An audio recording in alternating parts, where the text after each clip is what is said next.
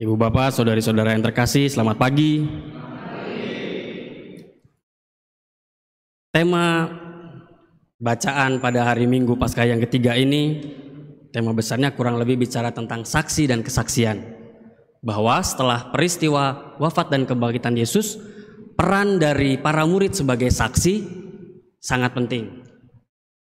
Tetapi memang bahwa untuk menjadi saksi yang tangguh dan bisa dipercaya tidak instan. Butuh proses. Bahkan para murid juga sempat ragu-ragu dan tidak percaya.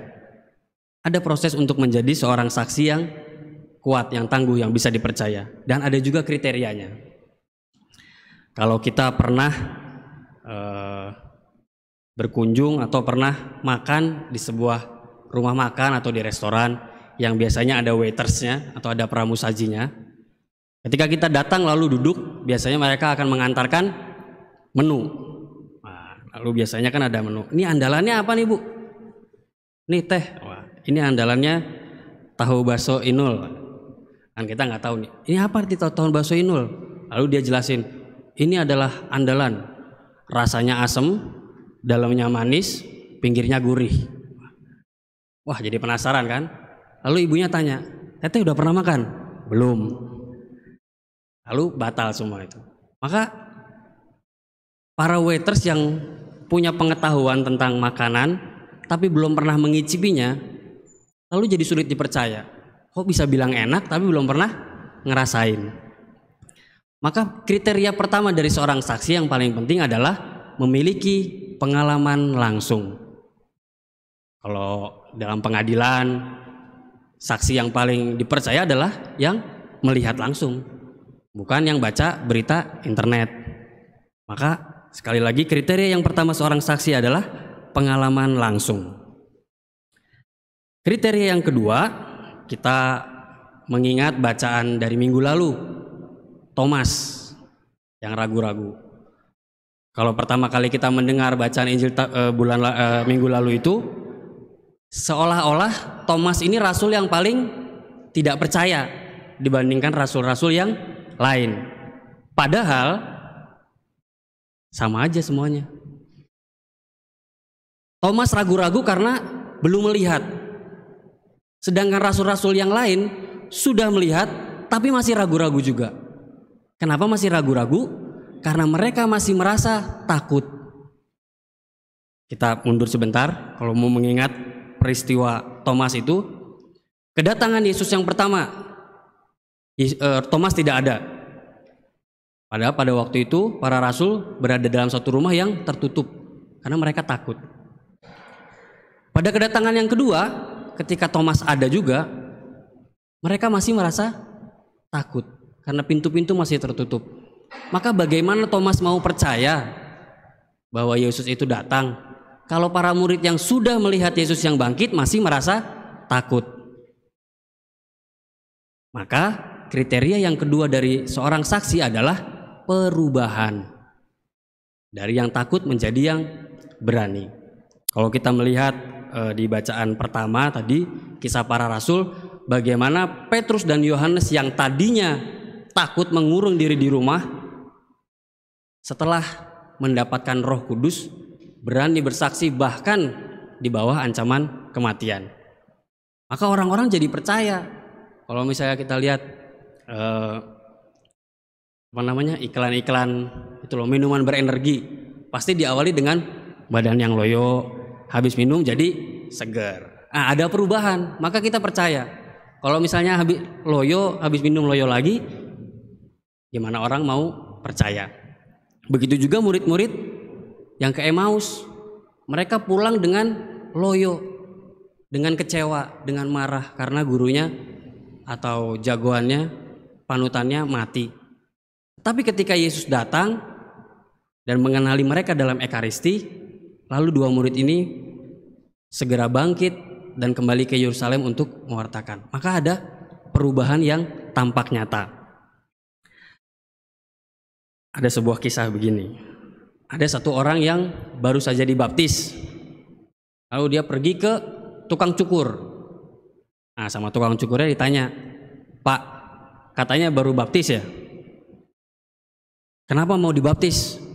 apa sih isi iman Katolik kok sampai mau dibaptis? Nah, namanya juga baru dibaptis kan? Nggak bisa jawab si bapak ini. Terus biarin aja cukur dulu. Pas cukurnya udah mau selesai baru si bapak ini jawab, Pak, saya nggak tahu isi iman Katolik itu apa. Tapi yang saya tahu, setelah saya beriman Katolik, saya menjadi lebih memperhatikan keluarga saya bisa berhenti melakukan hal-hal yang negatif, berhenti mabuk-mabukan, berhenti main judi. Saya punya lebih banyak waktu untuk mendengarkan anak saya. Dan saya memiliki waktu untuk pergi ke gereja dan berdoa. Dari yang sebelumnya tidak pernah sama sekali. Maka perubahan ini bisa mewakili semua rumusan iman apapun. Bahwa iman dia membentuk atau merubah kehidupannya sendiri. Itu kriteria yang kedua. Ulangi ya, kriteria yang pertama adalah pengalaman langsung. Dan yang kedua, perubahan yang nyata. Yang ketiga, perubahan yang nyata ini bukan untuk gaya-gayaan saja. Kalau misalnya dari rambutnya belah tengah ke rambutnya diberdirikan gitu, itu perubahan yang hanya gaya-gayaan. Fungsinya apa? Fungsinya supaya diri sendiri terlihat keren. Tetapi kesaksian iman adalah kesaksian yang ditunjukkan dalam perubahan hidup yang diarahkan kepada Allah. Seperti murid-murid ini. Petrus dan Yohanes bisa menyembuhkan di depan bait Allah. Bukan setelah bisa menyembuhkan bilang, saya jago bisa menyembuhkan. Bukan, tapi bahwa atas nama Yesus bisa disembuhkan. Jadi perubahan nyata yang kita bawa sebagai bentuk pertobatan bukan untuk membesarkan nama kita sendiri, tetapi untuk membesarkan nama Allah. Maka 3 kriteria seorang saksi Kristus adalah mengalami langsung pengalaman bertemu dengan Allah. 2, perubahan yang nyata yang bisa terlihat. Dan yang ketiga, semuanya itu diarahkan kepada pengalaman akan Allah untuk membesarkan nama Allah. Lalu kita sekarang bertanya, isi kesaksiannya apa? Nah, Yesus sendiri mengatakan bahwa telah tertulis bahwa anak manusia harus menderita, sengsara, wafat, dan bangkit. Nah, kadang-kadang kita lebih senang mendengar berita-berita yang isinya hanya berhenti pada menderita, sengsara gitu. Tapi nggak sampai bangkit. Karena memang lebih renyah untuk didengarkan berita-berita negatif. Saya tahu gosip-gosip kan, itu lebih mudah dan lebih menyenangkan rasanya daripada kisah pertobatan misalnya. Siapa yang mau dengar kisah pertobatan seorang yang katakanlah mengalami perubahan nyata dalam hidupnya, yang tadinya nggak pernah ke gereja lalu menjadi memiliki semangat? Itu rasanya tidak menyenangkan untuk didengar, tidak mudah untuk didengar. Tetapi itu yang diwartakan oleh Yesus, bahwa kebangkitan itu datang setelah penderitaan. Maka disuruh meraba. Nih, raba lubang di tangan saya. Penderitaan itu nyata. Tetapi tidak berhenti di situ. Bahwa dengan penderitaan itu ada kebangkitan. Kalau mau gampangnya, isi kesaksian itu bisa kita ringkas dalam satu kata, yaitu pertobatan. Bahwa dalam pertobatan kita pertama mengalami kasih Allah, kita diampuni dosa-dosa kita. Dan yang kedua ada perubahan, karena dalam pertobatan kita berusaha memperbaiki hidup. Dan yang ketiga, pertobatan itu selalu mengajak orang untuk mengenal Allah yang mengampuni itu, supaya orang lain juga tergerak untuk merasakan kasih itu.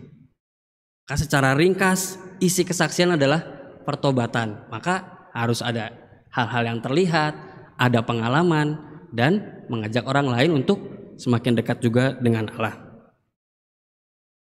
Lalu poin yang kedua dari isi kesaksian adalah harapan. Kalau kita lihat iklan, biasanya yang pertama dipromosikan adalah hal-hal yang baik-baiknya saja. Pakai ini bisa membersihkan diri dari lemak, membersihkan diri dari kotoran-kotoran, membuat wajah menjadi cerah. Nanti bagian terakhirnya syarat dan ketentuan berlaku. Kecil. Karena hal-hal yang buruk-buruk itu disembunyikan. Tetapi Yesus datang pertama-tama menunjukkan bahwa kenyataan hidup itu memang harus dilalui lewat penderitaan. Tetapi yang ingin diwartakan oleh Yesus adalah harapannya, bahwa jangan takut, bahwa hidup itu ada kesulitan, jangan takut. Maka para murid ketika mendengar itu lalu menjadi berani. Tadinya para murid juga takut bahwa waduh, guru saya aja mati, nanti saya keluar rumah dibunuh juga. Tapi dibilang jangan takut. Maka kesaksian yang kita bawa semoga membawa harapan bagi orang lain, bukan kesaksian-kesaksian yang membawa ketakutan. Tong ieu lah ke gereja mesin benang ieu Covid. Lalu orang dengan mudah merasa takut, padahal ada nih prokesnya, ada harapannya bahwa kita masih bisa berkumpul bersama saudara-saudara seiman. Yang penting prokes. Harapannya yang kita bagikan, bukan hanya ketakutannya saja. Bapak, Ibu, saudara-saudari yang terkasih, menutup renungan ini, mari kita belajar dari dua murid yang pergi ke Emmaus. Dalam hidup ini tentu saja kita tidak akan bisa menghindari pengalaman kesulitan, pengalaman kegagalan, kejatuhan seperti yang dialami oleh para murid yang pergi ke Emmaus.